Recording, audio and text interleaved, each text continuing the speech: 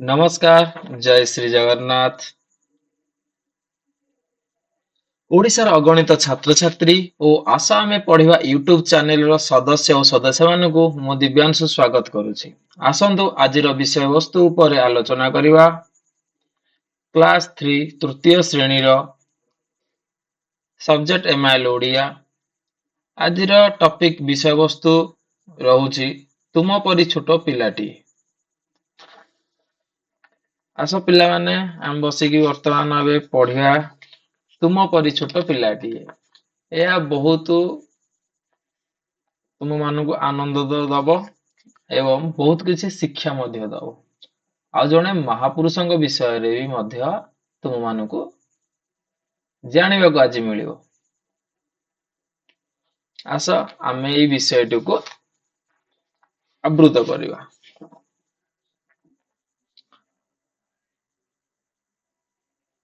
तुम परी छोट पिलाटीए गाँ चाहालीर चाट सिए चेहराटी तार डौल डाउल बुद्धिरे ताहार सरी किए। एठारे उपस्थापन करा जाइछि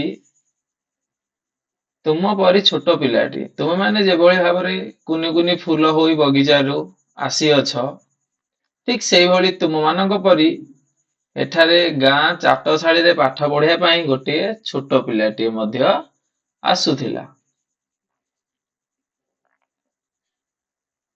चेहराटी तार डौल डाउल बुद्धिरे तार सरीकी तार चेहराटी डौल डाउल थिला आउ तार बुद्धि कौन थिला आमे आगु देखिबा तार बुद्धिरे सरीकी।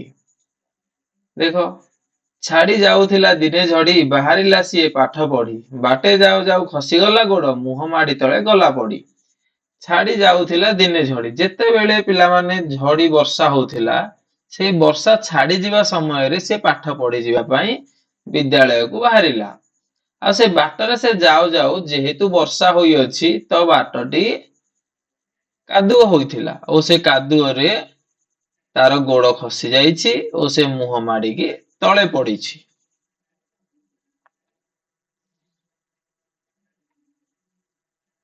जेतेबेले से तळे पड़िछि आ तापर से स्कूल जाइछि तापर तार स्कूल रे बा विद्यालय रे शिक्षकक सहित तार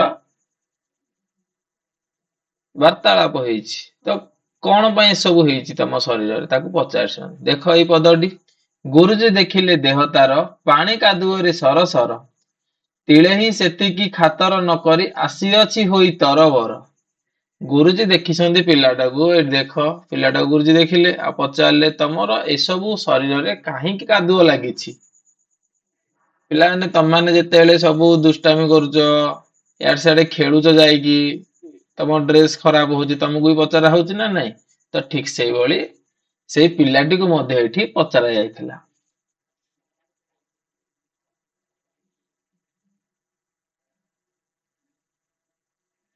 କିନ୍ତୁ ପିଲାଟି ସେଇଭଳି ପାଣି କାଦୁଅ ହୋଇକି ମଧ୍ୟ ସେ ବିଦ୍ୟାଳୟକୁ ପାଠ ପଢିବା ପାଇଁ ଆସିଥିଲା। ପଚାରିଲେ ଗୁରୁ ଏକି ହେଲା ଏତେ ସରି ତତେ କିଏ କଲା। ପିଲାଟି କହିଲା ବେଗେ ଆସୁ ଆସୁ କାଦୁଅରେ ଗୋଡ଼ ଖସିଗଲା। ଏଠାରେ ପିଲାଟି କହୁଛି ଗୁରୁଜୀଙ୍କୁ ଗୁରୁଜୀ ମୁଁ ବହୁତ ଜଲ୍ଦି ବା ବେଗେ ବେଗେ ଆସୁଥିଲି। ଯେହେତୁ ବର୍ଷା ଛାଡିଛି ଆଉ ବିଦ୍ୟାଳୟକୁ ନ ଆସିଲେ ଆଜି ମୁଁ ପାଠ ପଢି ପାରିବିନି ତ ପାଠ ପଢିବା ପାଇଁ ସେ ଜଲ୍ଦି ଜଲ୍ଦି ଆସିଛି। ତ ସେଥିପାଇଁ ତାର ଗୋଡ଼ ଖସି ଯାଇଛି ଆଉ ସେ କାଦୁଅରେ ପଡି ଯାଇଛି। ତ ଦେଖ ଆଗକୁ କଣ କଣ ସବୁ ଅଛି।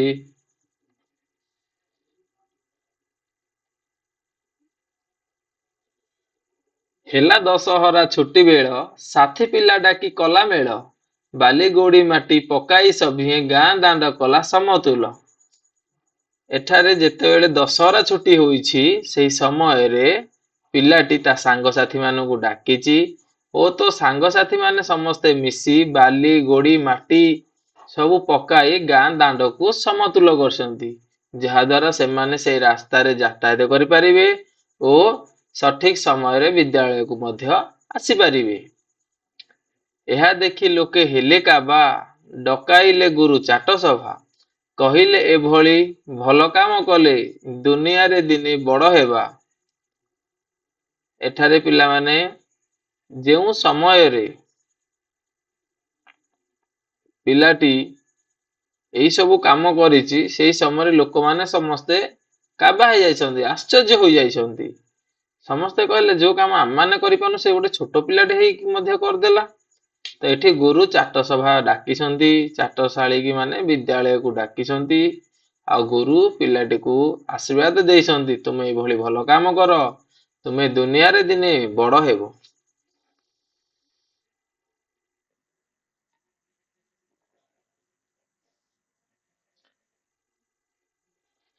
ଦେଖ ଆଗକୁ କଣ ଅଛି, ଆ ବିଷୟରେ ଆଲୋଚନା କରିବା। ବଡ ହେଲା ଦିନେ ସେହି ପିଲା ମଧୁ ବାରିଷ୍ଟର ବୋଲାଇଲା, ଦେଶ ପାଇଁ କେତେ କାମ କରି ସିଏ କାଳ କାଳ ଯଶ ରଖିଗଲା। ଯେତେବେଳେ ସେ ପିଲାଟା ବଡ ହୋଇଛି ସେତେବେଳେ ସିଏ ମଧୁ ବାରିଷ୍ଟର ବୋଲାଇଲା। ଦେଶ ପାଇଁ କେତେ କାମ କରି ସିଏ କାଳ କାଳ ଯଶ ରଖିଗଲା। କେତେ ସେ କାମ କରିଛନ୍ତି। ଦେଖ ବର୍ତ୍ତମାନ ଯେ ଆମେ ଯୋଉ ଛୋଟ ପିଲାଟିର କଥା ପଢୁଥିଲେ, ସେଇ ଛୋଟ ପିଲାଟି ତୁମମାନଙ୍କ ଭଳି ମଧ୍ୟ ଥିଲା ଓ ସେ ପିଲା ଗୋଟେ ଦିନ ବଡ ହେଲା ଆଉ ସେ ମଧୁ ବାରିଷ୍ଟର। ତୁମମାନେ ନାମ ଶୁଣିଥିବ, ମଧୁ ବାରିଷ୍ଟର କାହାକୁ କୁହାଯାଏ? ଉତ୍କଳ ଗୌରବ ମଧୁସୂଦନ ଦାସ। ତୁମମାନେ ଏଠି ଏକ ପ୍ରତିମୂର୍ତ୍ତି ଦେଖୁଥିବ, ଏଇ ପ୍ରତିମୂର୍ତ୍ତିଟି ହେଉଛି ଉତ୍କଳ ଗୌରବ ମଧୁସୂଦନ ଦାସଙ୍କର। ତ ସିଏ ପ୍ରଥମ ବାରିଷ୍ଟର ଥିଲେ ଓଡ଼ିଶା। ସେ ଆମ ଦେଶର ଉତ୍କଳ ସମ୍ମିଳନୀ ଭାଷା ଆନ୍ଦୋଳନ କରି ଆମ ଓଡ଼ିଶା ଜାତିର ଭାଷା, ଲେଖକ, କବି ସମସ୍ତ କାର୍ଯ୍ୟ ଦାୟିତ୍ୱ ସିଏ ତୁଲାଇଥିଲେ।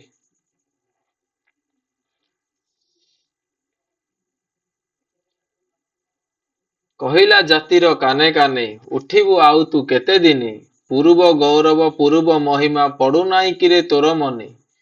ସେ ଯେତେବେଳେ ଆମ ଜାତିର ଉତ୍କଳ ସମ୍ମିଳନୀର ଏକତ୍ର କରିଥିଲେ, ସେଇ ସମୟରେ ସେ କହିଥିଲେ ଜାତିର କାନେ କାନେ। ଜାତିର କାନେ କାନେ ଏହାର ଅର୍ଥ ସମସ୍ତ ଜାତି ପୁରୁଷ ନାରୀ ସମସ୍ତଙ୍କୁ ସେ ଏଠାରେ କହିଛନ୍ତି। ପୂର୍ବ ଗୌରବ ପୂର୍ବ ମହିମା, ଆମ ଓଡ଼ିଶାର ଗୌରବ ପୂର୍ବ ପୁରୁଷ ମାନଙ୍କର ବଳିଦାନ, ତୁମମାନେ ଏହାକୁ ମନେ ରଖ। ଆମର ଦେଶରେ ଆମେ କିଭଳି ଭାବରେ ରହୁଥିଲେ, ଆମର ପୂର୍ବ ଗୌରବ କଣ ଥିଲା, ଆଉ ଆଜି ମଧ୍ୟ ଆମେ ସେଇଭଳି ଭାବରେ ଜୀବନ ବଞ୍ଚିବା। ତେଜ ଭରା ତାର ବୀରବାଣୀ, ନବଜାଗରଣ ଦେଲା ଆଣି, ନୂଆ ଜୀବନର ଆଲୋକ ଦେଖାଇ କୋଟି ଜନମନ ନେଲା ଟାଣି। ତେଜ ଭରା ତାର ବୀରବାଣୀ। ମଧୁସୂଦନ ଦାସଙ୍କର ବାଣୀ ବୀରବାଣୀ ଥିଲା। ସେଇ ବାଣୀ ନବଜାଗରଣ, ଆମର ସମସ୍ତ ଲୋକମାନଙ୍କ ମନରେ ଜାଗରଣ ସୃଷ୍ଟି କରିଥିଲା। ଆଉ ଆମ ସମସ୍ତଙ୍କୁ ଏକ ନୂତନ ଜୀବନ ମଧ୍ୟ ଦେଇଥିଲା। ଆମ ଉତ୍କଳ ପ୍ରଦେଶର ଗଠନ ହୋଇଥିଲା। ଉତ୍କଳ ଭାଷାର ଆଲୋକ ସମସ୍ତଙ୍କୁ ଦୃଶ୍ୟମାନ ହୋଇଥିଲା। ଆଉ କୋଟି ଜନମନ ନେଲା ଟାଣି। କୋଟି ଜନ, ଆମ ଓଡ଼ିଶାର ସମସ୍ତ କୋଟି କୋଟି ଲୋକଙ୍କର ମନକୁ ସିଏ ଜୟଲାଭ କରିଥିଲେ। ଆଉ ସମସ୍ତଙ୍କୁ ଉତ୍କଳ ଭାଷା, ଓଡ଼ିଆ ଭାଷା ପ୍ରତି ସ୍ୱାବଲମ୍ବୀ କରାଇଥିଲେ। ଓଡ଼ିଆ ଭାଷାର ଉଦ୍ଧାର କରାଇଥିଲେ।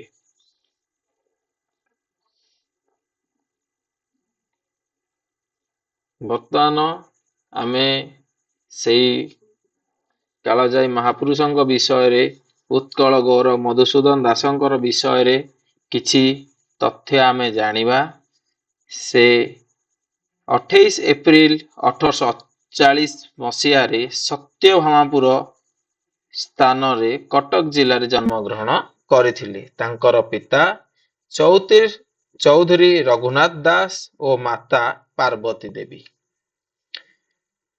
ସେ ପ୍ରଥମ ବାରିଷ୍ଟର, ପ୍ରଥମ ଗ୍ରାଜୁଏଟ, ପ୍ରଥମ ଓଡ଼ିଆ MA, ପ୍ରଥମ ବିଲାତ ଯାତ୍ରୀ, ଓଡ଼ିଶାର ପ୍ରଥମ LLB ଓକିଲାତି ପାଠ ପଢିଥିଲେ।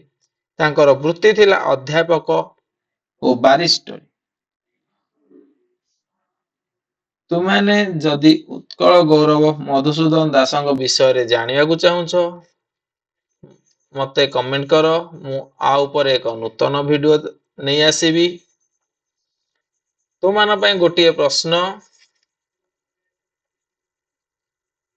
ଉତ୍କଳ ଗୌରବ ମଧୁସୂଦନ ଦାସଙ୍କର ପ୍ରଥମ ନାମ ଥିଲା ଚୌଧୁରୀ ଗୋବିନ୍ଦ ବଲ୍ଲଭ ଦାସ।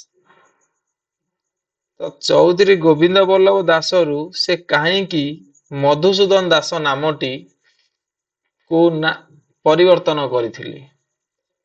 ଯେଉଁମାନେ এই ବିଷୟରେ ଜାଣିଛ ସେମାନେ କମେଣ୍ଟରେ ଆନ୍ସର ଦେଇପାରିବ।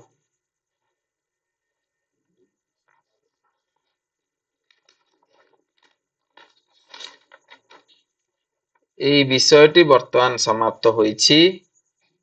ଧନ୍ୟବାଦ। ଆପଣମାନେ ଏହି କ୍ଲାସର ଭିଡିଓଟିକୁ ଶେଷ ପର୍ଯ୍ୟନ୍ତ ଦେଖିଥିବାରୁ ଆପଣମାନଙ୍କୁ ଅଶେଷ ଧନ୍ୟବାଦ। ପୁଣି ଥରେ ଆମେ ଦେଖାହେବା ଆଗାମୀ ଏକ କ୍ଲାସର ଭିଡିଓରେ। ରହୁଛି। ଜୟ ଶ୍ରୀ ଜଗନ୍ନାଥ।